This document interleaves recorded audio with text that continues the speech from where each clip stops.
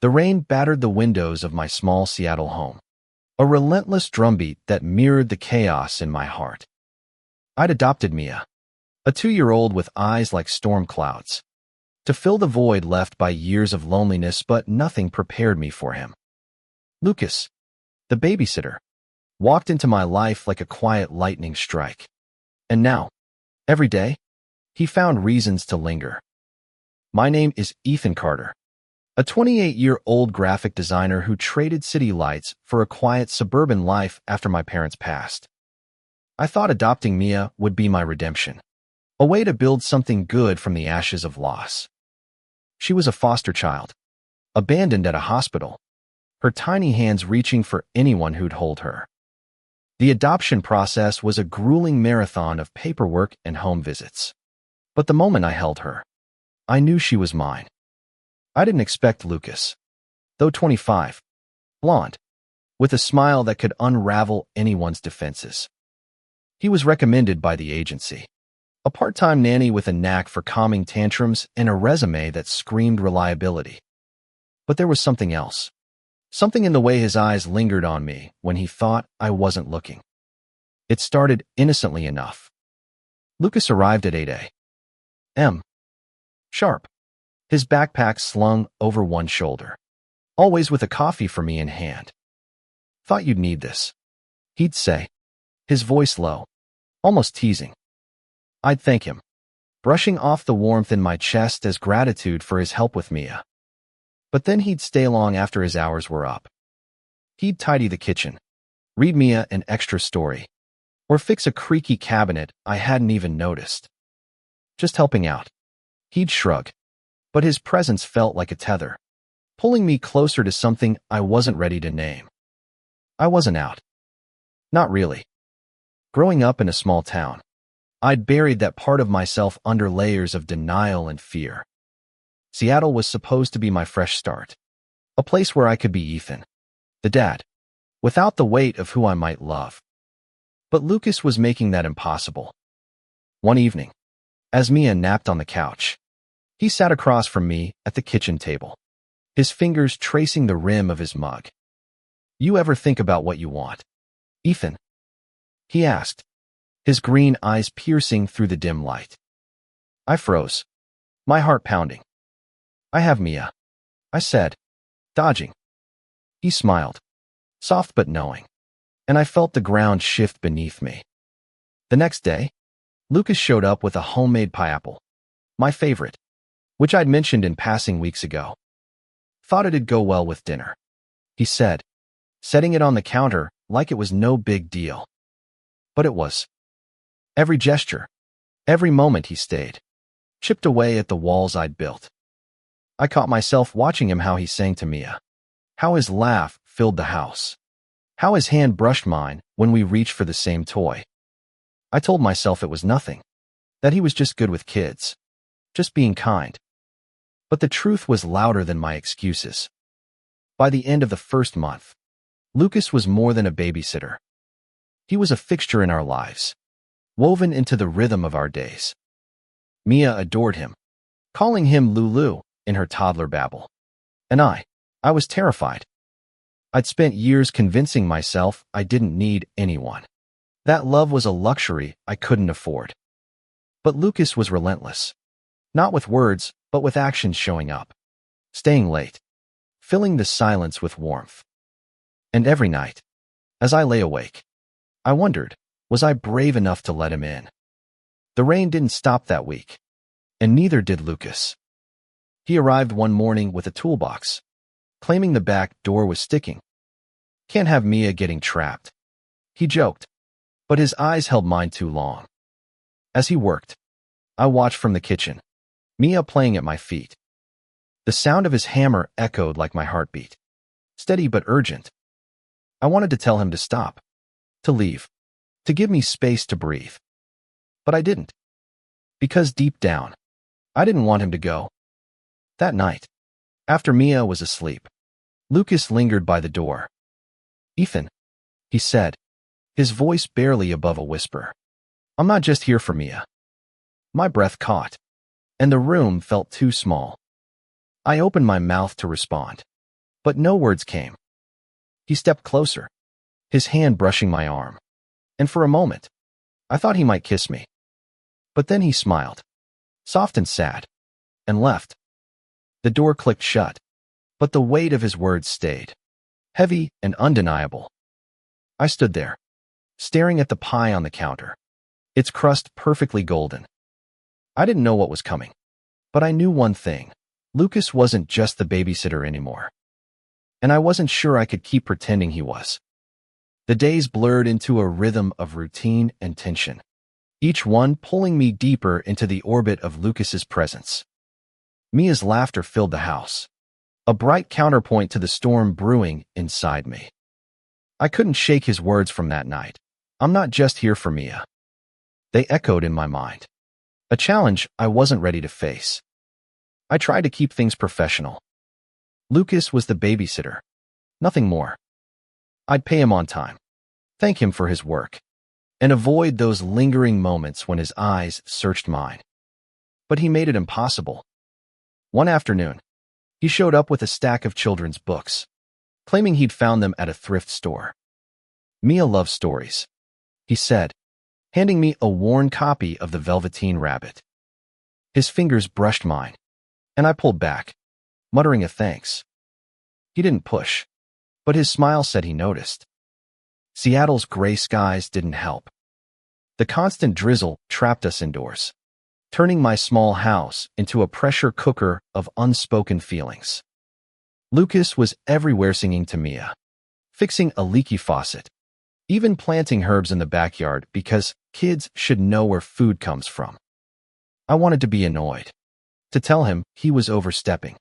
But Mia's giggles and the warmth of his presence made it hard to argue. He was good for her, better than I could have hoped. But what was he doing to me? One evening, after a particularly rough day at work, I came home to find Lucas and Mia building a pillow fort in the living room. Mia squealed as Lucas draped a blanket over the couch, his laugh mingling with hers. "Join us, Ethan," she called, her tiny voice full of joy. I hesitated, but Lucas's grin pulled me in. We spent the night in that fort, reading stories and eating popcorn. Mia nestled between us. For a moment, it felt like we were a family. The thought terrified me as much as it warmed me. Later, as we cleaned up, Lucas spoke softly. "You're a good dad, Ethan. She's lucky to have you." His sincerity caught me off guard. I mumbled something about trying my best, but his words lingered, stirring a longing I'd buried long ago.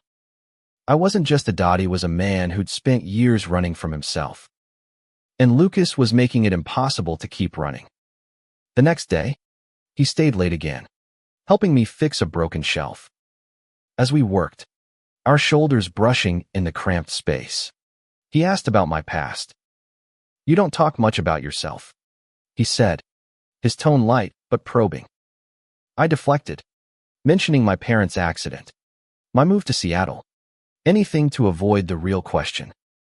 But Lucas was patient, his questions gentle but persistent. "What about you, Ethan? What do you want?" There it was again, that question that unraveled me. I didn't answer, but the silence was loud. That night, I lay awake, replaying every moment, his laugh, his touch, the way he looked at Mia like she was his own. I wasn't ready to admit what I felt, but I couldn't deny it either.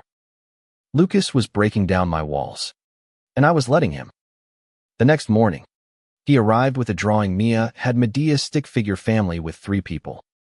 "That's you, me, and Lulu," she said proudly. My heart clenched. Lucas's eyes met mine, and for the first time, I didn't look away. I didn't know what it meant, but I knew I couldn't keep pushing him away. Not when he felt like home. The tension between Lucas and me grew heavier, like a storm cloud waiting to burst. I tried to focus on Mia and her bedtime routines, her endless questions about the world, but Lucas's presence was a constant pull. He was there every day, weaving himself into our lives with an ease that felt both natural and dangerous. One Saturday, He suggested a trip to the park. Mia needs fresh air, he said, tossing her a tiny jacket. I agreed, mostly because I couldn't say no to her excited squeals. At the park, Lucas pushed Mia on the swings, his laughter mixing with hers as I watched from a bench. Family surrounded us, their chatter a reminder of what I'd always wanted but never dared to claim. When Lucas joined me, his arm brushing mine, he pointed to Mia. She's fearless, he said. Like you. I laughed, bitter.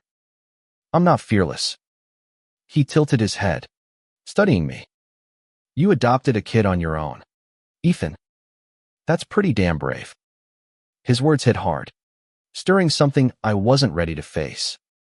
I changed the subject, but the warmth of his gaze stayed with me.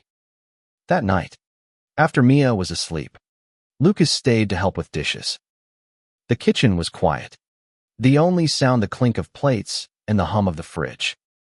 You don't have to do this, I said, scrubbing a pan.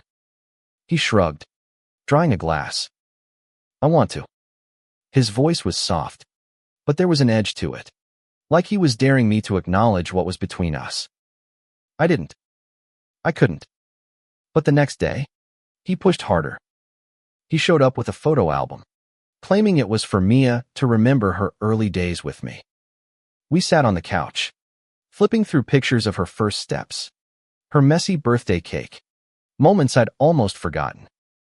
Then he showed me a photo of the three of us, me, Mia, and him at the park. We look good together, he said, his voice barely above a whisper. My throat tightened. I wanted to agree, to tell him he was right, but fear clamped down hard. Instead, I stood, muttering about bedtime. He followed me to Mia's room, helping tuck her in. As we stood in the doorway, watching her sleep, he spoke. Ethan, I see you. All of you. And I'm not going anywhere. My heart raced, but I didn't respond. I couldn't risk it, not yet. The next week was a blur of stolen glances and unspoken words. Lucas kept finding reasons to stay, fixing a toy, cooking dinner, reading to Mia. Each moment chipped away at my resolve. One night, as we sat on the porch, the rain finally stopped, leaving a rare, clear sky. You ever think about the future? He asked, his voice soft. I nodded, unable to lie. All the time. He smiled, and for the first time, I let myself wonder, could I build that future with him? The weight of Lucas's words hung over me, a quiet promise I couldn't ignore. I started noticing the little things, how he knew Mia's favorite songs, how he'd leave notes on the fridge with silly doodles, how his presence made the house feel alive. But with every step closer, fear clawed at me. I'd spent years hiding who I was. What if letting Lucas in meant losing everything? One evening, he stayed late to help with a puzzle Mia loved. She fell asleep on the couch, her tiny hand clutching a piece. Lucas carried her to bed, and I followed, my heart heavy. As we stood in her room, he turned to me. You're scared, he said. Not a question. I nodded, unable to lie. I don't know how to do this, I admitted. He stepped closer, his voice steady. You don't have to know. Just let me in. I wanted to. God, I wanted to. But the next day, doubt crept in. I started pulling back, keeping conversations short, avoiding his gaze. Lucas noticed. He didn't push, but his smiles grew quieter, his stays shorter. It hurt more than I expected. Mia noticed too, asking why Lulu wasn't reading her stories anymore. I didn't have an answer. One night, after a long day, I found a note on the counter in Lucas's handwriting. I'll give you space, but I'm still here. My chest ached. I'd pushed him away, but the emptiness was worse. I called him that night, my voice shaking. Can you come over? He was there in 20 minutes. No questions asked. We sat on the couch, the silence heavy. I'm scared, I said finally. Not of you. Of Me. He listened, his eyes soft. I've spent my life running from this. From who I am. He reached for my hand, his touch grounding. You don't have to run anymore. For the first time, I believed him. The next day, Lucas was back, brighter than ever. He brought Mia a new toy, stayed for dinner, and helped me clean up. As we stood in the kitchen, he leaned in, his lips brushing mine.